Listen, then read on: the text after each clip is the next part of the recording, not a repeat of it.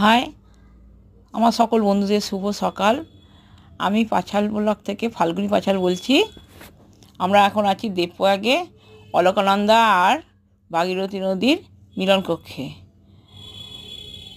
আমরা কেদার থেকে নিচের দিকে নেমে এসেছি।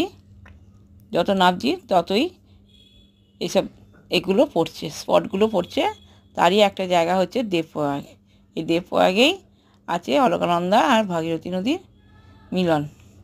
তোমরা দেখো, দেখে উপভোগ করো।